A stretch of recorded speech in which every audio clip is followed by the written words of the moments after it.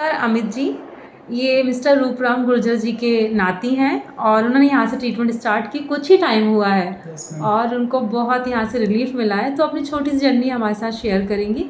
सो बताइए अमित जी। वैसे तो मेरा नाम तो अमित चौहान है, वो मेरे नाना जी है। तो सबसे पहले तो मैंने मेरा ट्रीटमेंट भोपाल से स्टार्ट किया था। मतलब वहाँ पे भी मुझे डॉक्टर अश्विनी मल्होत्रा मिले थे। उन्होंने मेरी बायोप्सी भी करी मेरे नाना जी की। उनका ये कहना था कि इस एज में 75 एज में मतलब लंग्स में गठान बनना मतलब कैंसर बनना। फिर उन्होंने बोला कि मुझे बायोप्सी करनी पड़ेगी। तो सर ने बायोप्सी भी करी थी और बायोप्सी की जो रिपोर्ट आई थी वो नेगेटिव आई थी। उसमें आया था पोस्ट कोविड चेंजेस। उनका ये कहना था कि हो सकता है जो हमने बायोप्सी ली हो कहीं और से ले ली हो, तो हमको फिर से बायोप्सी करके देखना पड़ेगा, क्योंकि सीटी स्कैन में तो दिख रहा है कि वो कैंसर है, बट हमको फिर से बायोप्सी करना पड़ेगा या फिर वही स्लाइड को फिर से रिव्यू करवाना पड़ेगा। तो फिर हम लोगों ने फिर से बायोप्सी करवाई। 2 बार बायोप्सी करवाने के बाद जो दूसरी बायोप्सी की रिपोर्ट आई उसमें भी कैंसर नहीं था, पोस्ट कोविड चेंजेस ही था।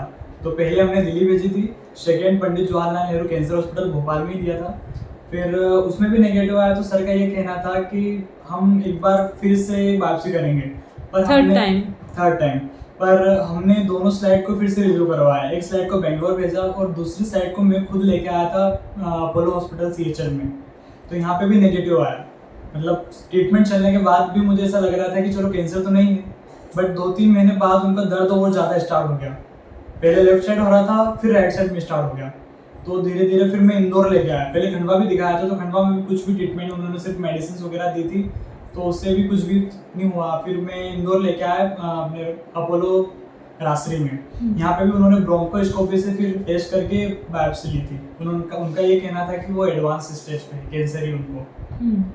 तो फिर उन्होंने हमको अरविंदो हॉस्पिटल रेफर कर दिया डॉक्टर प्रकाश तालगर के पास। सर का ये कहना था कि एडवांस स्टेज पे है तो हम कुछ नहीं कर सकते।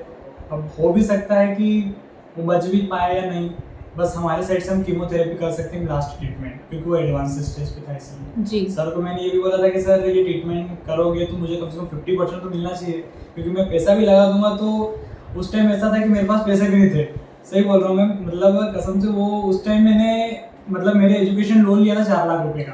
अच्छा। मेरे भाई को भी मैंने बोला था उस टाइम लिया था। तो मैं घर से भी ये बोल के आया था कि मैं 2 या 3 दिन में वापस आ जाऊंगा, पर मेरे को 3.5 मंथ यहाँ पे हो गए, 3 महीने। अच्छा। फिर ये हमने कीमोथेरेपी स्टार्ट करी, तो उससे 2 कीमो हुए और थर्ड कीमो में तो उनकी एक ऐसी स्थिति हो गई थी, ऐसी कंडीशन हो गई थी कि मुझे एक टाइम ऐसा लग रहा था कि अब शायद पैसे लगाने से कोई मतलब नहीं है। मतलब बहुत ज़्यादा वीकनेस हो गई थी, चल भी नहीं पा